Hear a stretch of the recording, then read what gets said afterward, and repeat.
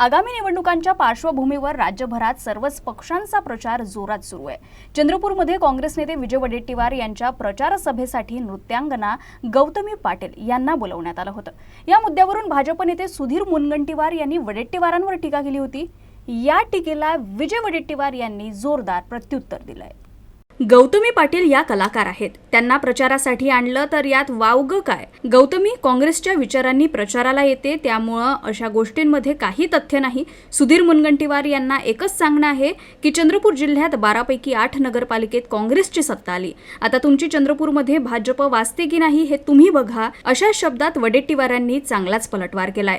तर चंद्रशेखर बावनकुळे यांनाही वडेट्टीवार यांनी प्रत्युत्तर दिलं। आमचा लाडकी बहीण योजनेला विरोध नाही, मात्र निवडणुका जिंकण्यासाठी लाडक्या बहिणींचा वापर भाजपकडून होत असल्याचा आरोपही वडेट्टीवार यांनी केलाय।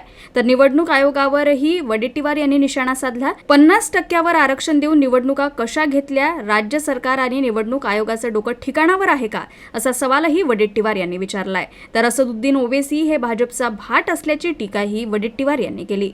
सुधीर मुनगंटीवारांनी सुद्धा यापूर्वी मूल नगर परिषदेमध्ये हिरोईन आणली होती ना मराठी, त्यावेळेस काय समजायचं? आणि एखाद्या वार्डातील प्रभागातील लोकांना एखाद्या कलाकाराला बोलवलं, ती बिचारी गौतमी पाटील ही कलाकार आहे आणि ते पूर्ण वस्त्रामध्ये नसते, बाकीच्या हिरोईनीसारखा अर्ध्या वस्त्रामध्ये नाचत नाही। मराठमोळी पोरगी आहे ती, ओबीसी पोरगी आहे, तिला जर बोलवलं आणि त्या प्रचारामध्ये त्या प्रभागातील लोकांनी जर तिचा सन्मान केला तर ह्यांच्या पोटात काय दुखते आहे? आणि ह्या तुम्ही नाचवता त्यावेळेस काही नाही। आता ही जर ओबीसीची पोरगी इकडे प्रचार आली म्हणून दुखते आणि माधुरी दीक्षित आली असती तर त्यांच्या पोटात दुखलं नसतं, कारण हे पाहिजे म्हणजे त्यांनी नाचलं तर तो वेगळा आणि ह्या बहुजन समाजातल्या पोरींनी नाचला तर अर्थ वेगळा करायचा।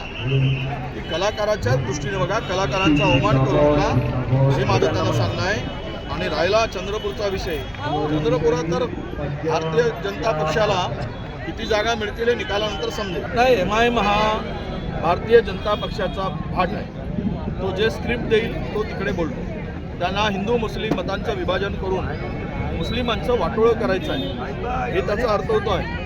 आणि त्यांची सुपारी घेऊन ते महाराष्ट्रभर फिरत आहेत आणि महाराष्ट्रात फिरून सेक्युलर मताचं विभाजन होईल आणि भाजपला फायदा होईल, हा एकमेव उद्देश त्यांचा आहे।